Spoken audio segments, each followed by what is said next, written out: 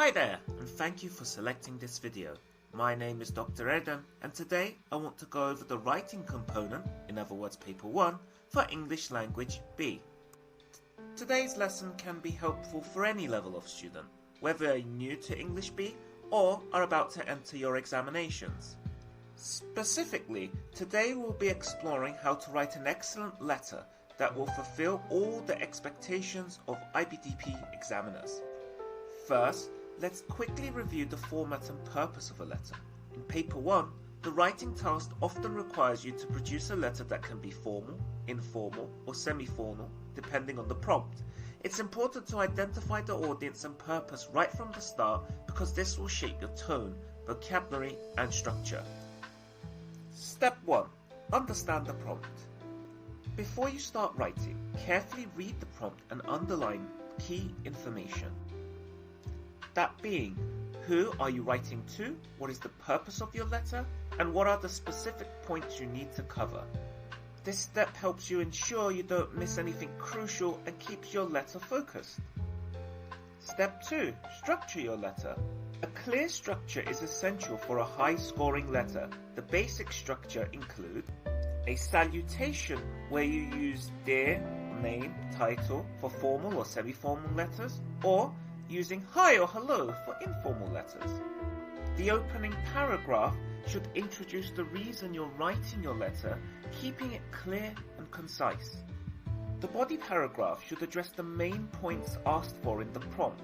You should use separate paragraphs for different ideas or topics. Support your points with examples, explanations, or reasons. In your closing paragraph, make sure you summarize your key message or request and end politely or warmly depending on the letter type. In your closing phrase and signature, be sure to use yours sincerely or yours faithfully in a formal letter, or best wishes or cheers in an informal letter, followed by your name and signature. Step 3. Language and tone. Choosing the right tone and language is crucial. For formal letters, avoid contractions, for example, do not instead of don't. Use polite phrases such as I would be grateful if, and always maintain professionalism. For informal letters, it's okay to use contractions, some slang, and a more relaxed tone. For semi-formal letters, aim for a balance, polite but not too stiff. Step 4. Useful expressions. Here are some expressions you can use to sound natural and meet IBDP expectations. For instance, for your opening, you can use I hope this letter finds you well, or I am writing to inform you. When making a request, you could use the expression could you please, or I would appreciate it if.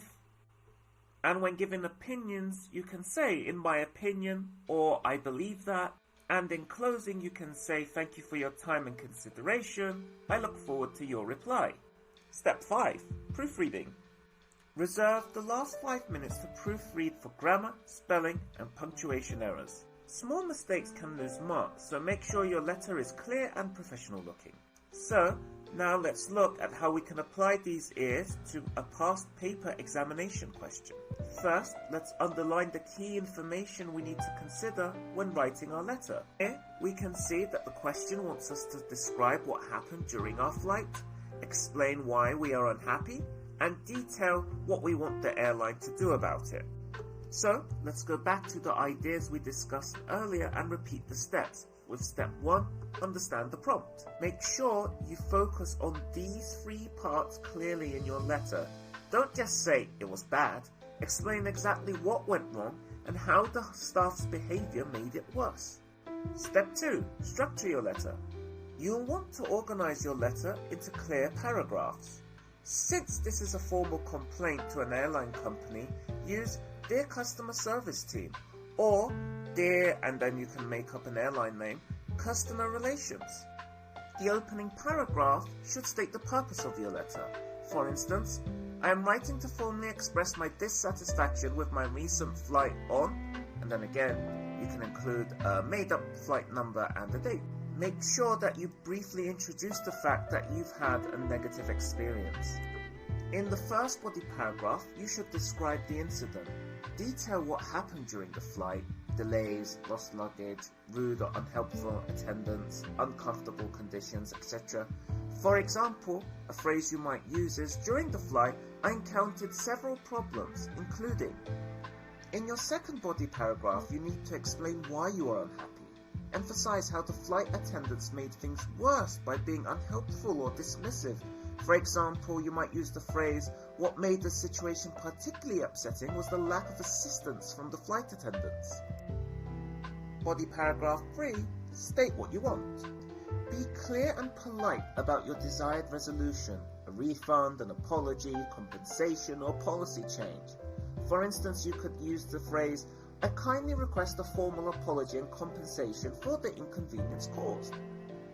In your closing paragraph, politely close by indicating you expect a response. For instance, I look forward to your prompt response and hope that you will address these issues seriously. The closing phrase. You should use the formal ending yours faithfully, followed by your full name. Step 3. Language and tone. Since this is a complaint letter, your tone should be firm but polite. Be sure to avoid insults or overly emotional language. Stay professional to maximize impact. Use formal language and expressions like, I regret to inform you, I was disappointed by, I would appreciate your prompt attention to this matter. Step 4. Some useful expressions for this prompt. You can describe the problems you encountered using expressions like, the flight was delayed by 3 hours without explanation, or my seat was broken and uncomfortable. You can express dissatisfaction by saying, this experience fell far below my expectations, or I was very disappointed by the lack of professionalism. You can use phrases that request action like, I kindly request a refund, I would appreciate compensation, or please investigate this matter and take necessary steps. Don't forget to say 5 minutes at the end to correct grammar and spelling. Remember, the key to an effective complaint letter is to be clear, polite, and structured. Express exactly what happened, why it upset you, and what you want to happen next. This increases your chances of getting a great mark in your exam. To wrap up, writing an excellent letter for English Language B, Paper 1, is all about understanding your audience and purpose, organizing your ideas clearly, using the appropriate tone and language, and taking the time to plan and proofread your work. I hope you found this video helpful. If you did, please like and subscribe for more IBDP English language tips, and feel free to contact us at CANA Elite for more details or private tutoring.